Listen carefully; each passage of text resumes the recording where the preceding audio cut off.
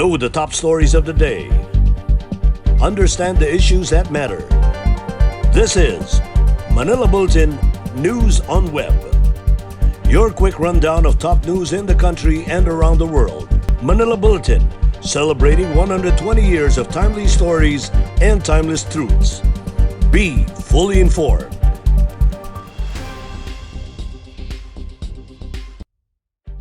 Hi, I'm Barbie Atienza. This is MB Now, and here are your news on web.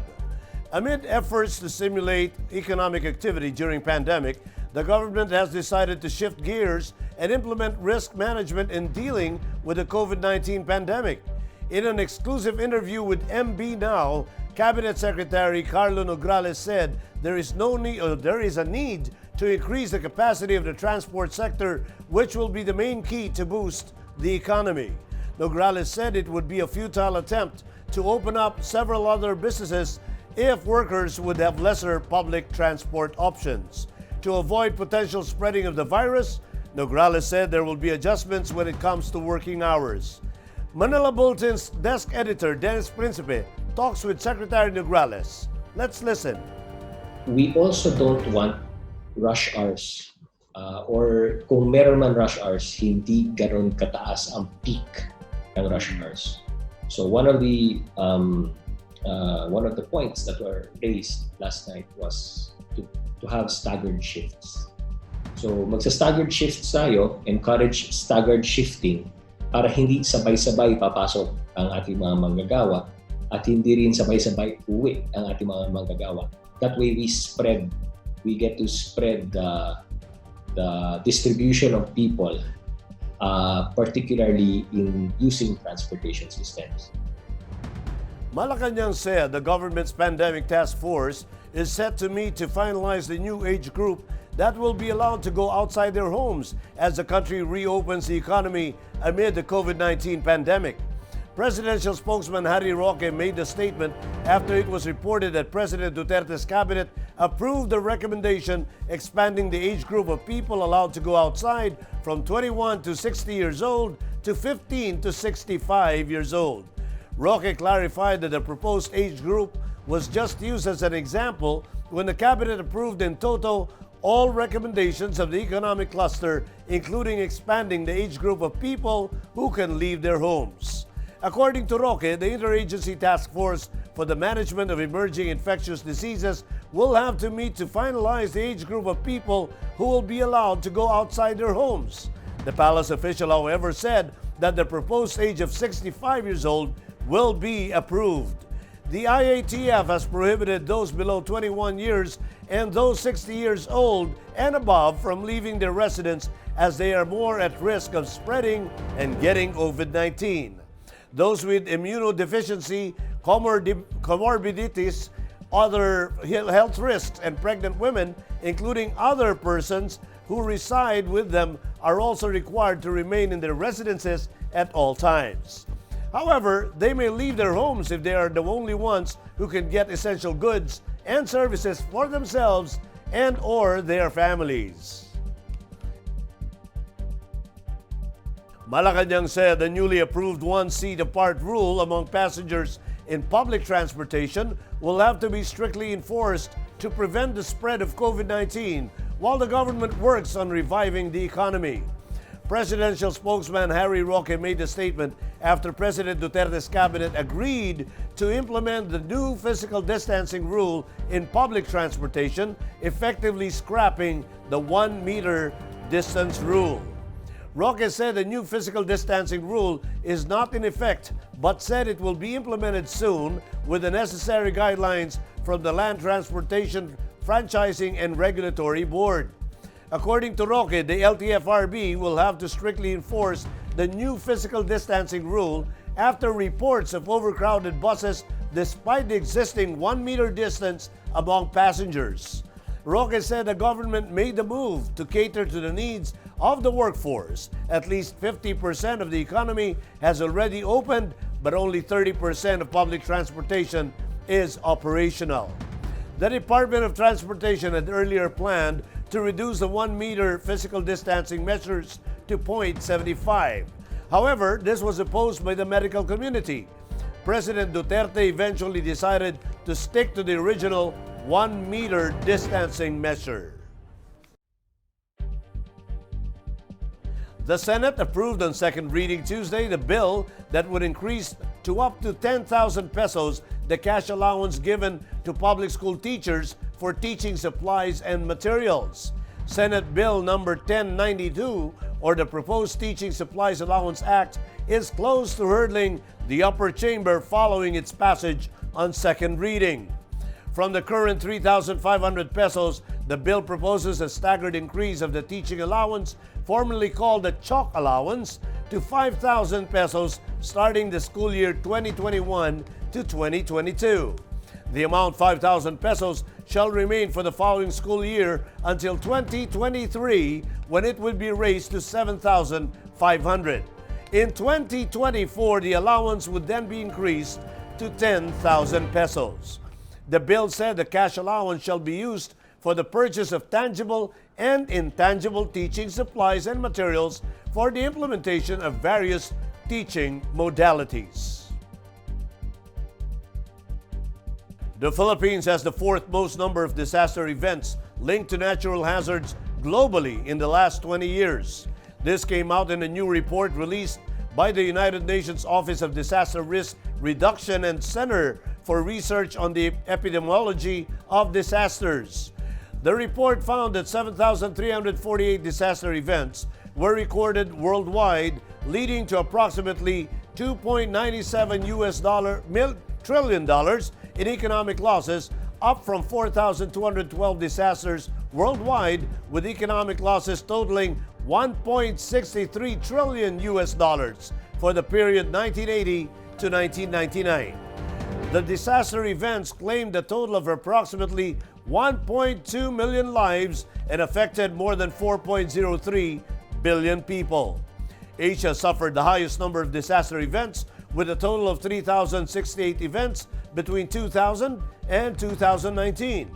The report also showed that the Philippines was fourth in terms of countries with the most number of disaster events, with only to China's 577, United States at 467, and India with 321 among the countries most affected globally.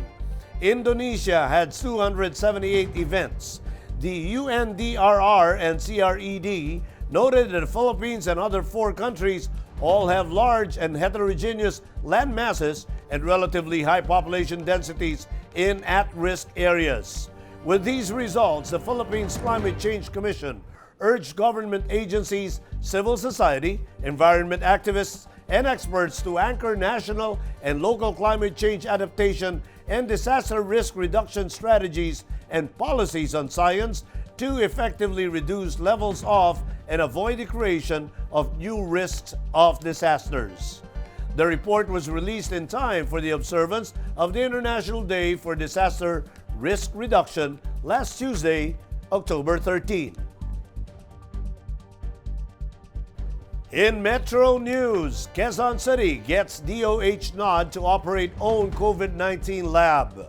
Videoke sessions and loud music now prohibited in Valenzuela City.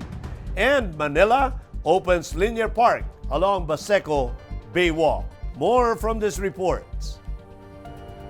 The newly built coronavirus disease laboratory in Quezon City has been given a green light by the Department of Health to operate just after 3 days when it was unveiled. Mayor Joy Belmonte welcomed the news after the city's new 3-story laboratory passed the proficiency test set by the DOH and obtained a perfect score for showing accurate results of 5 samples, which were initially reviewed by the Research Institute for Tropical Medicine. The new laboratory will bring to the city's COVID-19 response, will enable them to come up with the immediate and necessary measure that have to be taken. It would also mean less expense for the local government, as the city no longer has to pay private hospitals and laboratories for the tests.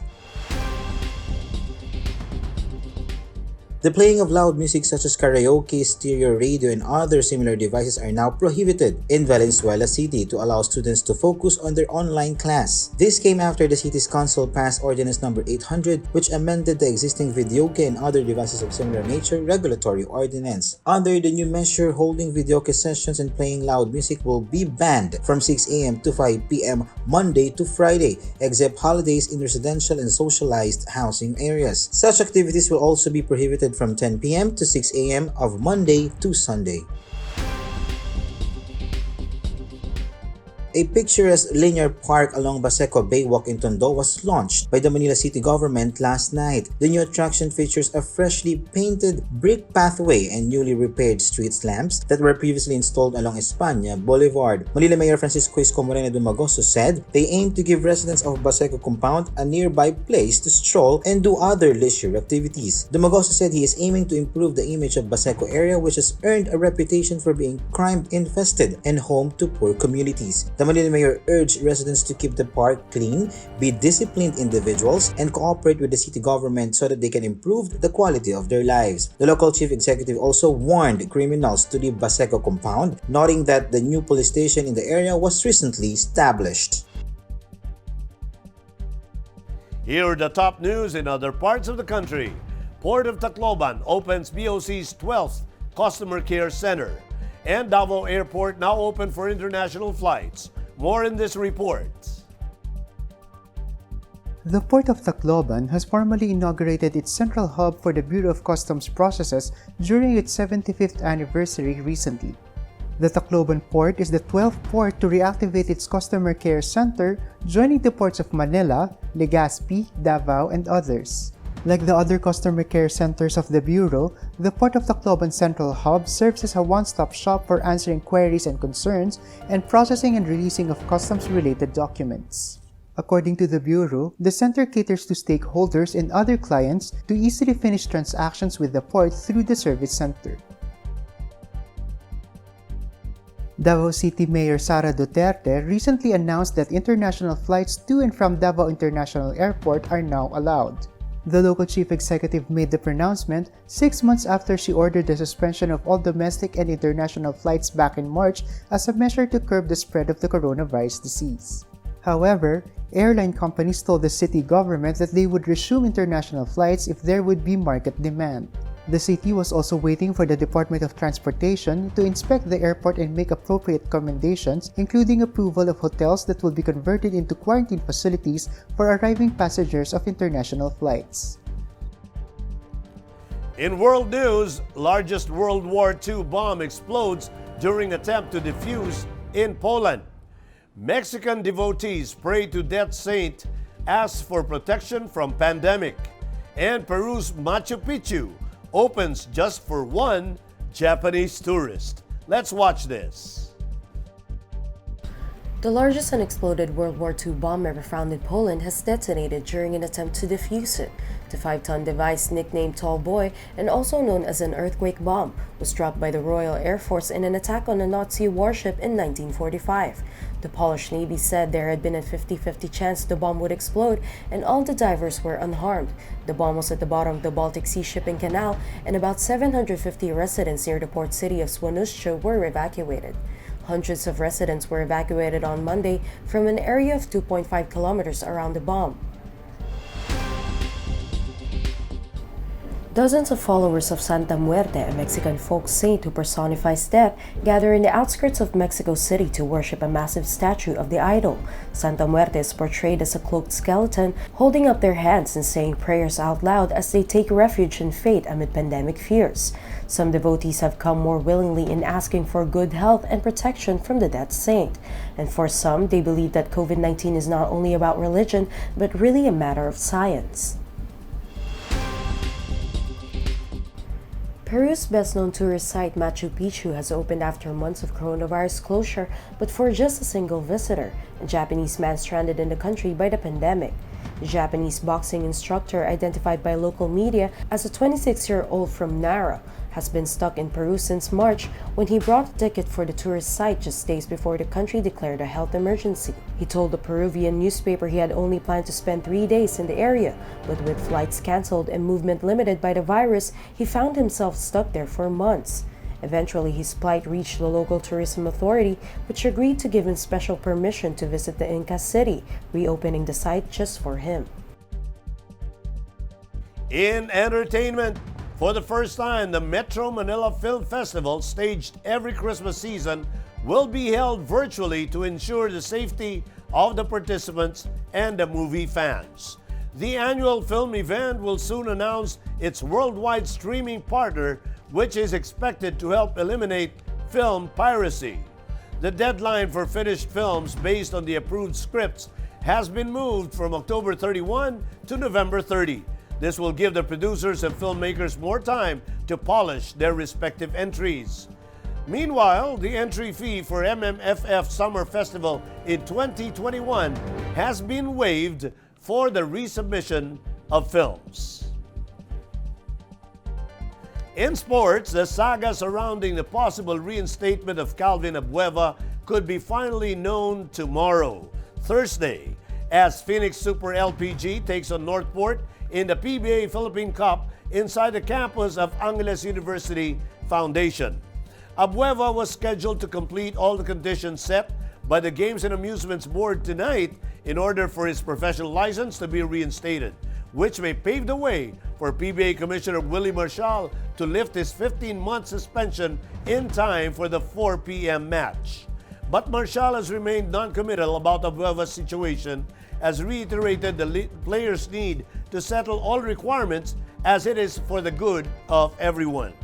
If Abueva finally gets a green light to play, it will be welcome news for the Fuel Masters side, which opened the campaign with a 116-98 rout of the Meralco Bolts last Monday. Even if Abueva continues to be shelved, interim coach Topex Robinson still has sweet shooting Matthew Wright to rely on. Wright dropped 36 points on 11 of 23 shooting as Phoenix gave Robinson a winning start in his first game since taking over from Louis Alas. Barangay Ginebra San Miguel plays Blackwater at 6:45 p.m. in a battle of teams that won their opening assignments. Since the start of the pandemic, online video meetings has become the main medium for professional, educational, and even personal communications. In today's episode of Manila Bulletin Tech Talk, our Manila Bulletin Tech News editor Art Samaniego shares to us a gadget with high-quality camera that you can use for online teleconferences. Let's watch this.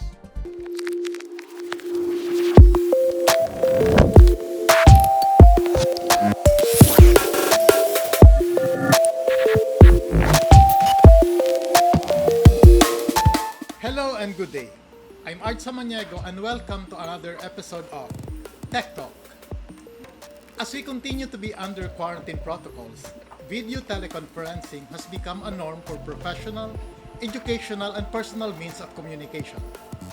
That's why the demand for gadgets such as webcams and microphones has increased since the beginning of the pandemic. This week, our gadget discovery addresses the need for a high-quality camera for video calls. The Tenveo USB 2.0 series camera surely leads the pack in professional video conferencing. It can stream full HD 1080p video quality that can make you feel as if you are meeting face-to-face. With its 138 degrees capture range, you and your team can surely fit in one frame. The camera can pan up to 340 degrees and tilt up to 120 degrees to better position it the way you want it. Its zoom capability can reach from 3 times to 20 times zoom. It's a plug-and-play device, so you can use it as soon as you unbox it. Work from home and online learning setups without a camera kills productivity. A webcam built into the laptop is okay but difficult to position. The Tenveo webcam is not only capable of giving you HD quality video, but it could also change position the way you need it to be. And that is our gadget discovery for the week. Be sure to watch our part 2 as we share to you a speakerphone gadget that is best partnered with a high-quality camera. Join us again next week for another exciting episode of Tech Talk. Be fully informed.